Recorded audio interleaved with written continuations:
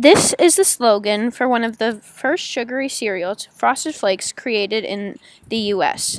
Frosted Flakes helped push start what will become the new generation of food and was one of the first food produced to be made with an exceeding amount of sugar. In the early 20th century, an American's daily diet normally consisted of simply prepared foods. Protein and carbohydrates were always present. Prior to the development of commercial food processing, Americans ate fruit and vegetables they grew in their yard, and fish, poultry, beef, etc. that they hunted in every meal. It was not until the mid 1900s that we industrialized the food system in America. During the Second World War, the size and production of farms grew, and after the war, Americans had a vision of convenience for their dinner tables. However, convenience started before dinner. A major contributor of processed food crazes were the Kellogg brothers and their cornflakes and other breakfast cereals. These new processed foods were filled with extra sugar and high amounts of calories. The food being produced after the war became much more convenient compared to what people ate before. However, it became an open door to many health problems we face today. Around the 1920s, Americans cooked simply, and it was done with precision and was hands-on because of the limited appliances that were used.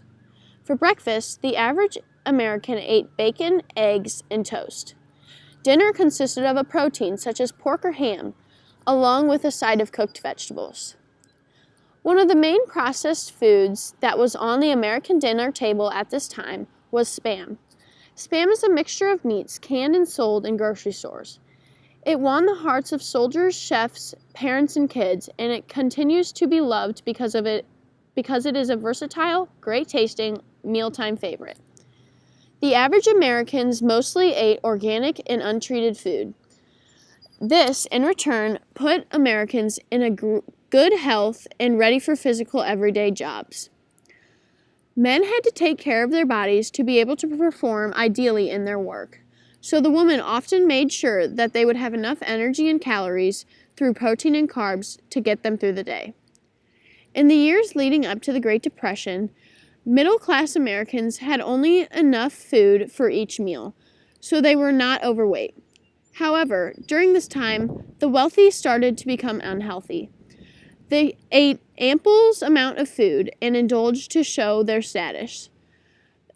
The larger you were, the wealthier you are. Although their diets didn't consist of added sugars and preservatives, it was one of the first signs of how people's diets were affecting their health. During World War II, many Americans were cutting back on foods in order to allow the soldiers overseas to get the proper nutrition. But once the war was over, their attitudes have changed. After the war, Americans had more money than they have ever had in the past 20 years and were ready to spend it on new food products, especially the ones that were easy to prepare. These included items such as baked cakes mixes and frozen foods. Since women started to keep the jobs they had received during the war, society stressed the need for fast and affordable meals. The war pushed companies to create simple meals such as cereal for breakfast, where no cooking was involved, just pour and eat, and frozen meals for dinner, where all you had to do is pop the package in the microwave or oven and wait. Also, the rise of televisions in the 1960s affected the way people ate. TV dinners became popular and family meals migrated from the dinner table to the living room. Not only were these pre-made meals not as healthy, but they also began the issue of people getting glued to their TVs, especially kids who started to rather be inside in front of the TV than outside with their friends. Companies like Kellogg's, General Mills, and Post were already industrializing breakfast by producing cereals like Corn Flakes, Wheaties, Cheerios, and Rice Krispies that families ate as a quick and easy way to start the day. World War II resulted in the food industry to become more convenient and more processed. The cereal industry can easily be broken down to show the evolution of added sugar. The Kellogg Brothers brand started in 1894 with the creation of the cornflakes. J.K. Kellogg was a member of the Seventh-day Adventist Church. He was very faithful and followed their principles. In Battle Creek, Michigan, they ran a sanitarium where Kellogg was made chief medical officer. The sanitarium was operated based on the church's health principles. Adventists believe in promoting a vegetarian diet, abstinence from alcohol and tobacco, a regimen of exercise, and masturbation prevention, all of which Kellogg followed. J.K. Kellogg created cornflakes in order for his employees of the sanitarium to have a quick, healthy, non-masturbatory breakfast. An inventor, Charles William Post, visited the sanitarium and was inspired to make his own cereal brand. Thus, Post was created and the cereal race was on. Post's first cereal was Grape Nuts. It had a fruity aroma and a nutty crunch that appealed as something new to consumers. In 1949, Post created the first string of sugary cereals like Sugar Crisp, Crinkles, and Cornfetti. This was the first time where manufacturers controlled the amount of sugar that went into the bowls of children instead of the parents. This competition made Kellogg go against what he believed and created a sugary cereal of his own, Frosted Flakes, and its mascot, Tony the Tiger, which is still on the shelves today. Once these sugary cereals debuted, more and more fruity and fun cereals, like the letter-shaped Alpha-Bits, were created. Another example of how food engineering progressed was with Al Closey and his chemistry. He worked with General Mills, the first food company to use chemistry to better the flavors of their products. One of his biggest food achievements was creating an instant pudding. The more he experimented with it, the more he realized that food additives were a recurring necessity. However, General Mills, along with the public, were concerned with these additives and barred him from using any chemicals while creating the instant pudding. The tussle between Closey and General Mills would soon become unimportant because by 1960, companies came to rely on many additives to process, preserve, color, and treat their foods.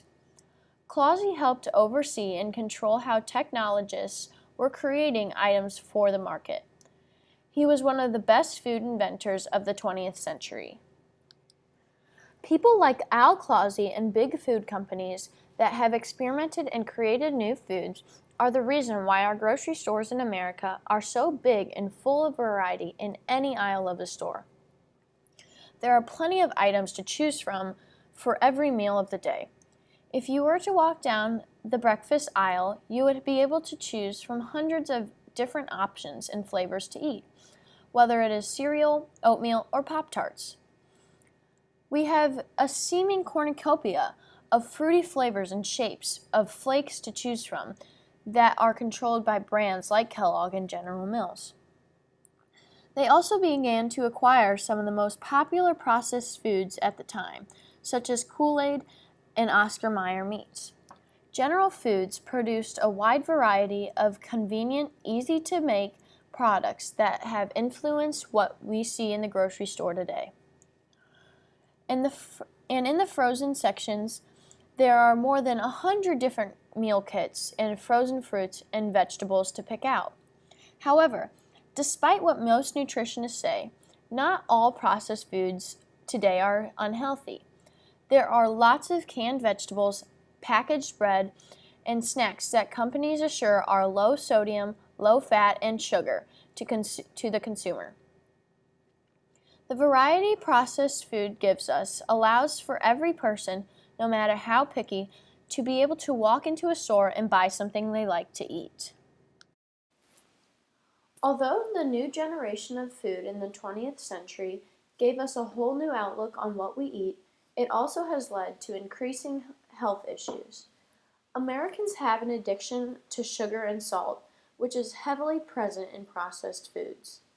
These foods also have a high percent of saturated fats, which has been associated with high cholesterol and can lead to heart attacks and strokes.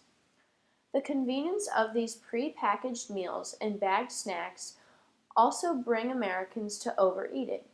Manufacturers have been accused of oversalting and oversweetening their foods to boost their allure. Americans who consume too much added sugar often become obese because their diet and lack of exercise, and they run the risk of getting type 2 diabetes. Currently, 84 million Americans are living with or have the risk of type 2 diabetes because of their physical shape. Overall, when Americans eat processed foods uncontrollably, we increase our probability of getting heart disease, getting overweight, or other health issues. Compared to European countries, it is not difficult to admit that America has the worst eating habits. In America, a small drink could be considered a medium or even a large in Europe.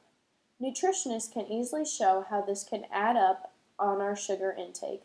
For example, ordering a large soda in America can have up to 71 grams of added sugar.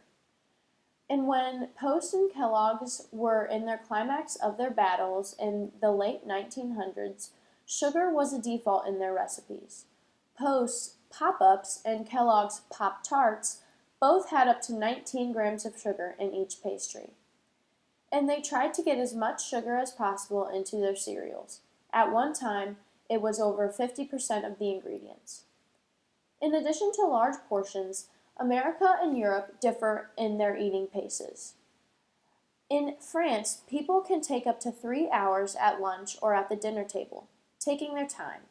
However, in America, we have mastered and prefer to eat at fast food and chain restaurants where you are served within 10 minutes. Economically, fresh produce in America is more costly than fattier, unhealthy foods, so we are immediately more drawn towards the processed foods than the healthy produce.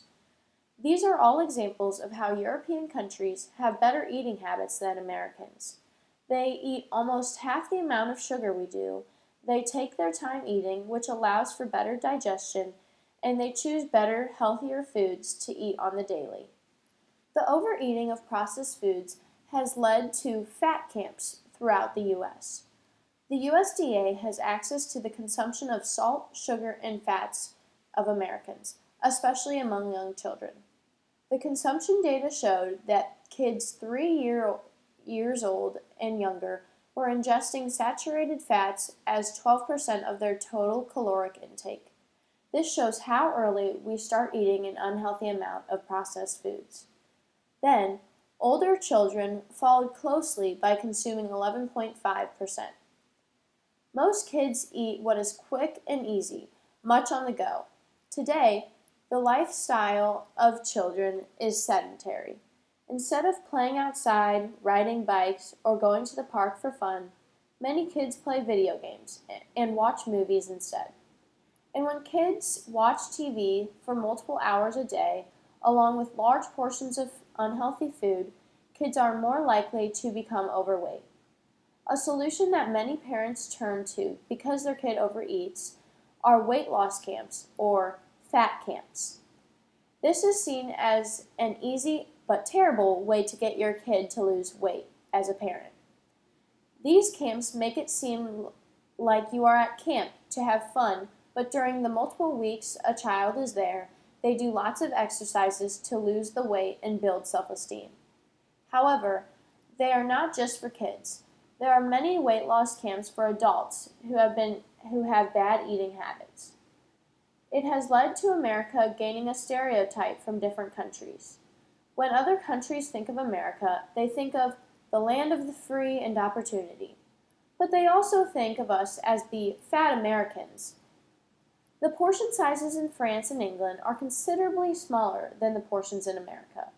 And one would think that we just wouldn't eat the whole meal.